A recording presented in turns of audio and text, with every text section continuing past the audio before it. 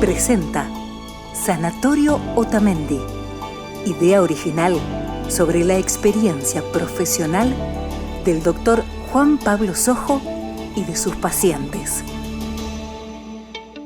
Esto es Parimos, un podcast sobre nacimientos. Hoy vamos a hablar de partos o cesáreas, éxitos o fracasos. Con ustedes, Juan Pablo Sojo, el especialista. Gracias, Martín. ¿Cómo andás? Muy bien, acá queriendo saber de qué se trata todo esto. Tremendo tema sacamos. Hoy por hoy, muchas veces en función de cómo nacen nuestros hijos, es cómo vivimos, si es un éxito o si es un fracaso en función de si nacen por parto vaginal o por cesárea. La idea es poder ayudar a través del podcast a empezar a desmitificar esto de éxito o fracaso. El éxito es conocer a nuestros hijos, no es parir o tener una cesárea. Poder concentrarnos en lo que sí manejamos hace la diferencia. Generalmente, cuando uno suelta, cuando uno confía y cuando uno se entrega, el resultado viene solo. Y también es dónde ponemos el foco, dónde ponemos el éxito, dónde ponemos el fracaso. Cuando uno pone el éxito en encontrarse con su hijo, en poder tenerlo en el pecho, en poder tener ese primer momento, ese contacto, el resto pierde valor. Si es parto, si es cesárea, termina siendo una anécdota o termina siendo algo más en la vida de las mujeres. Sé que, y porque así me consta en la práctica médica, hoy por hoy se vive muchas veces el éxito al parto vaginal o el fracaso a la cesárea.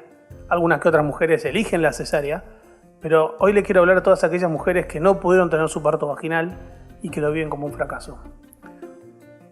Y cómo ayudarlas a las que van a venir o a las que estén por embarazarse a poder lograr un parto. En el fondo, la mujer tiene un cierto porcentaje de control sobre la situación, puede atravesar el dolor, puede pujar espectacular, pero después también depende de cómo se ubican nuestros hijos, cómo nuestros hijos o nuestras hijas logran atravesar la pelvis de la mamá, si pueden tolerar el trabajo de parto o no, y eso no lo podemos cambiar. Eso lo definimos como los pasajeros que van por la pelvis de nuestras madres y como los pasajeros que están en la panza de nuestras madres. Entonces, la idea es poder enfrentarse al embarazo o al nacimiento lo más tranquilo posible, lo más confiado posible y dejar que las cosas sucedan. En el medio, para eso hay que dejar que la fisiología actúe, hay que dejar respetar los tiempos que necesita cada bebé y que necesita cada mamá para poder parir, pero si eso se da, el resultado final termina siendo una anécdota. Si nosotros podemos tener a nuestros hijos o a nuestra pareja al lado y tenerla en el pecho y disfrutar, ya está, eso es lo que buscamos, darle la mejor bienvenida o el mejor encuentro. ¿Qué ayuda o qué no ayuda a parir? Es algo complejo de poder explicar. Si te tengo que dar mi punto de vista, creo que cuanto uno menos foco haga en el resultado final, más chance tiene de lograrlo. Y es algo que charlo mucho con mis pacientes. Digo, poder sacarle el foco a eso y el poder ocuparse de lo que sí podemos ocuparnos. Eso en la vida, concentrarse más en el proceso que en el fin. Sin lugar a duda. Es que parir forma parte de la vida, entonces en general todas estas cosas se van repitiendo a lo largo de nuestra historia. Parir es un acto más y además es un acto fisiológico e involuntario. Una mamá no puede decir cuándo pare o cómo pare. Puede atravesar el embarazo y esperar a que su bebé dé la orden y a partir de ahí ver cómo le va a ese bebé cuando dé la orden. No sé cómo explicarlo porque no tengo la capacidad técnica, pero la cabeza maneja el cuerpo. Cuando nuestra cabeza está muy preocupada por algo, en general las cosas cuestan más. Es algo también muy instintivo en el humano. Digo, el parto es llevarnos a una parte muy biológica. Puro instinto. Donde hay que separar un poco lo social, como vos decís, separar la cabeza del cuerpo, porque quizás lo social puede influir en este concepto de éxito y fracaso. Por supuesto. Es tratar de inhibir la corteza cerebral. Se sabe que nuestra corteza nos ayuda en un montón de cosas que hacemos hoy por hoy, nos permite hablar, nos permite relacionarnos, pero para el proceso del parto, cuanto más apagada esté la corteza, menos alerta tenemos, más oxitocina se libera, menos cortisol se libera. Las hormonas de estrés y la oxitocina son hormonas que son antagonistas, se contraponen. Cuando hay mucho de una, hay poco de la otra.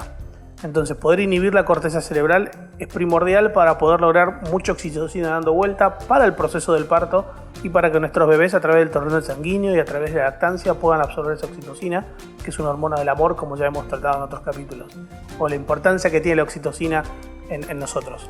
¿Cómo haces para armonizar el nivel de hormonas, que parece que son parecidas las palabras, pero son completamente distintas, y de qué manera vos como médico y con tu equipo y quizás con la familia de la embarazada ayudás a esta armonización que también es subjetiva y que entiendo que cada uno tiene sus niveles.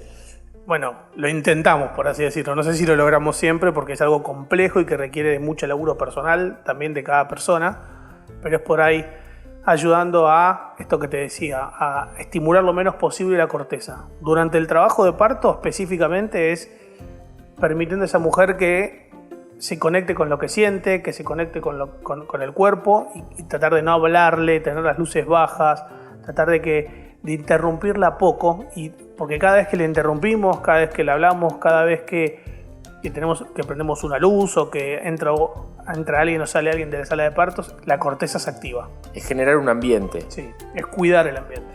Por eso está la discusión eterna entre el parto en casa o el parto en el sanatorio. La idea es tratar de llevar la casa al sanatorio, es cuidar ese ambiente donde la paciente se siente cómoda, se siente segura, se siente desinhibida. Y eso es amplísimo. Desinhibida a veces tiene que ver con las luces o con el ambiente, otras veces tiene que ver con el hecho de estar desnuda enfrente de otras personas. Es muy amplio, pero sobre todo un laburo de los 9 meses dándole confianza, acompañándola, teniendo un vínculo con ella, poder vincularme con la pareja y tener confianza tanto la obstetra como la partera, y que ese día sea algo más o sea una consecuencia de ese vínculo que logramos durante la consulta y el control prenatal. Pero por eso es un proceso, porque digo, hay un tiempo necesario para poder comprender la subjetividad de ese ambiente necesario. Sí, y además qué necesita cada uno. Hay mujeres que necesitarán una cosa, hay otras que necesitarán otro. Las parejas también pueden ser factores de inhibición o de desinhibición, entonces también saber qué necesita el acompañante, cómo ayudar a ese acompañante a que esté tranquilo. Siempre charlamos que el acompañante es clave porque puede ayudar a transmitir más calma o puede ser un foco de estrés, y que el acompañante es nuestro aliado en sala de partos, porque es el que más confianza tiene con esa mujer. Y que él esté tranquilo hace que la mujer esté tranquila. Entonces son un montón de factores a cuidar y a tener en cuenta, y que tenemos que luchar porque una sala de parto sea un lugar de calma y tranquilidad. Lo mismo que un quirófano si es que ya hace falta una cesárea, pero que sean lugares donde no se hable de cualquier cosa, donde los protagonistas sean los padres y el bebé que viene en camino, donde esté a una temperatura agradable para ese recién nacido que van a ser. Son muchos factores a cuidar que hacen la diferencia en el nacimiento de nuestros hijos. Y en ese sentido opera todo como un equipo en el sentido más puro de esa palabra, de ese concepto. Sin lugar a duda. Yo siempre digo que nosotros como equipo médico formamos parte o acoplamos a las parejas a nuestro trabajo. Estamos para ayudarlos a ellos. Los protagonistas son ellos, no somos nosotros. Y creo que es entender el poder que tiene la mujer. Cuanto más poder tiene esa mujer, menos trabajo tiene el equipo médico, y cuanto más poder tenemos nosotros, más miedo tiene esa mujer. Entonces es poder buscar ese equilibrio y poder transmitir calma y hacerla sentir seguros y que confíen en sus capacidades. El parto lo hace la mujer y su bebé. Nosotros somos simples observadores o acompañantes, que nuestra función principal es dar confianza. Un poco lo que pasaba con la matrona, que era una mujer sabia que transmitía tranquilidad y calma.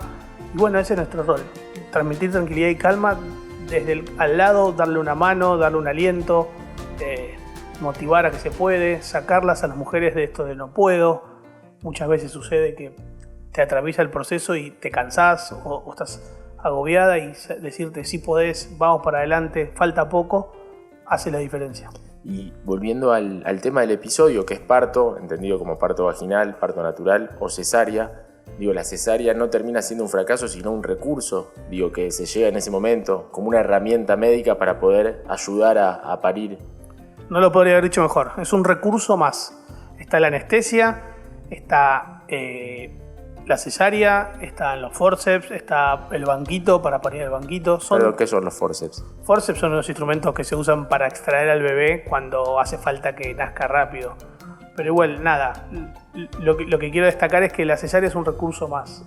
Y es algo que, por suerte, se puede hacer, cada vez se hace de una manera más sencilla y más fácil, pero que no hay que abusarla si no hace falta. Yo creo que el problema no es la cesárea, sino el problema es el mal uso de la cesárea.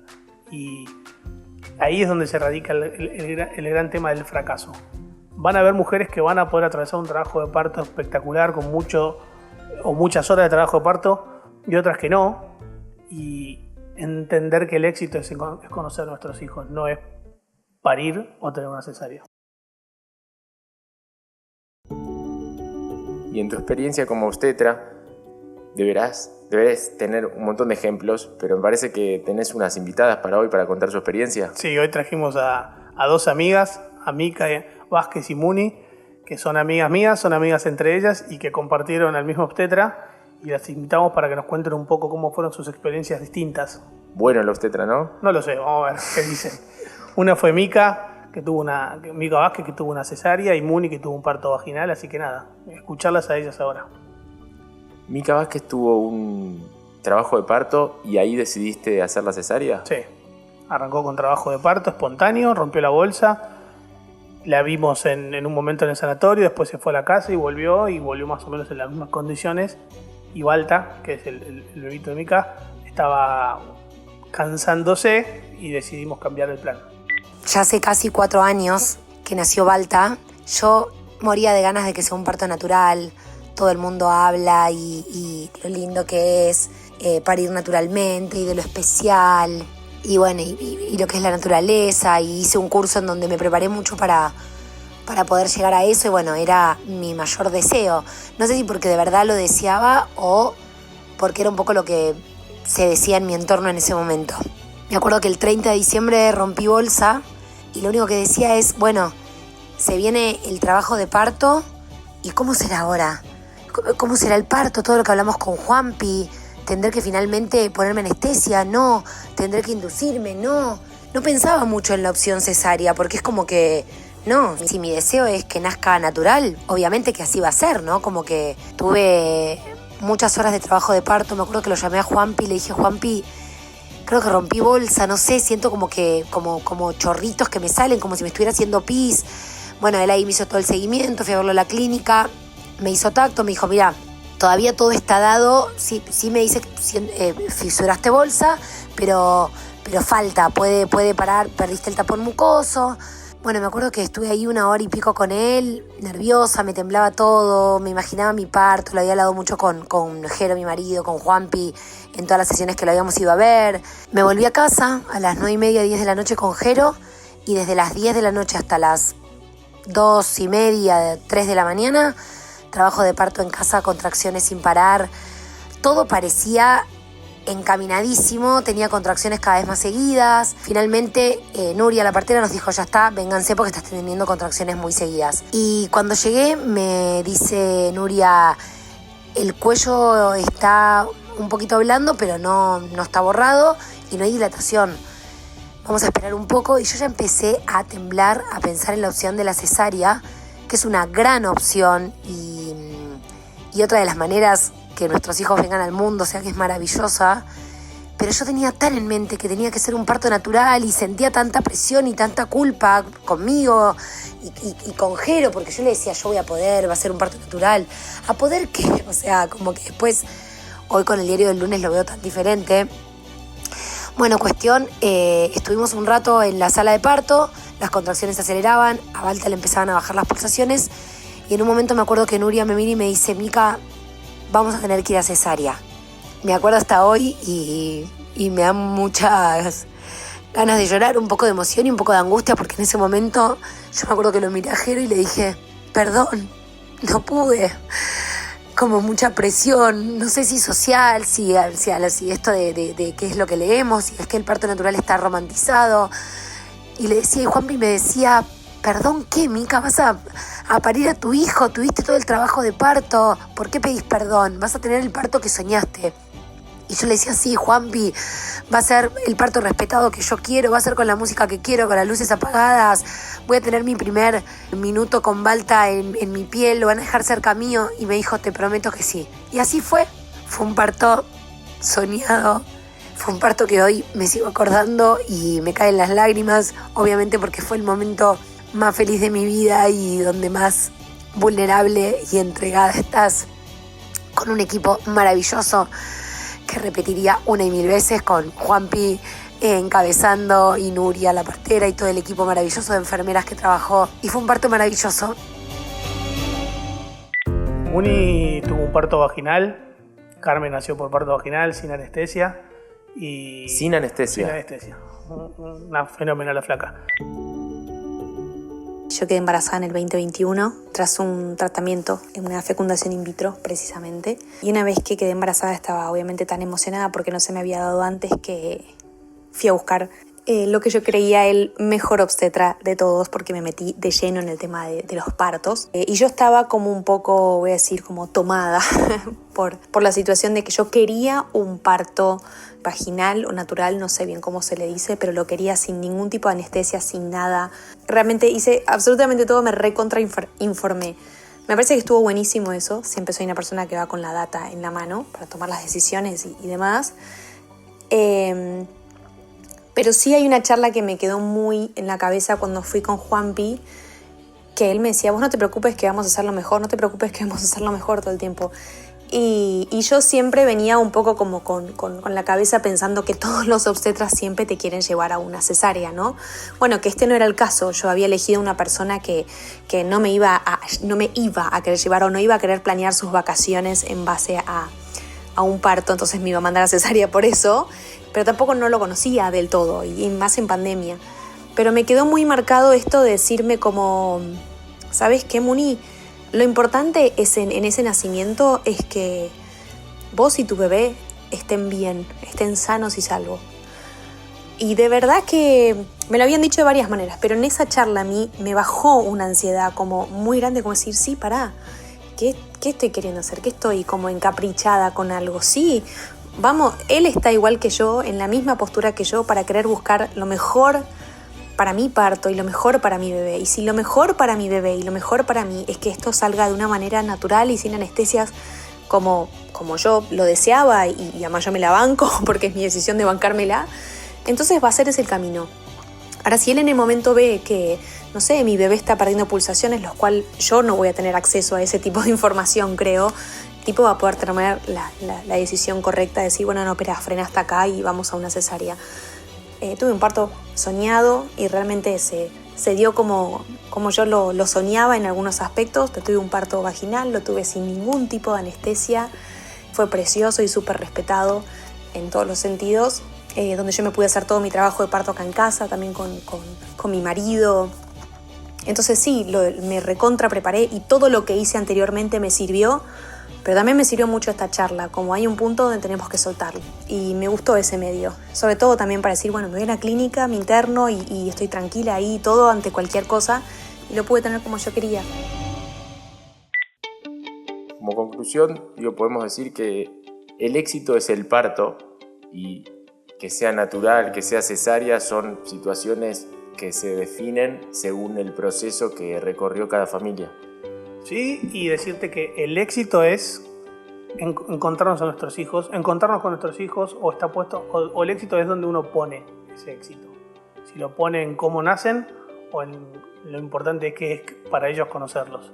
Entonces, creo que tiene que ver con entregarse y entender que no depende solo de nosotros, ni del equipo médico, ni de las mujeres, sino de un montón de otros factores, y que es ir a disfrutar la llegada al mundo y no ir a tener un parto o una cesárea. Muchas gracias, Juan Pablo. A vos.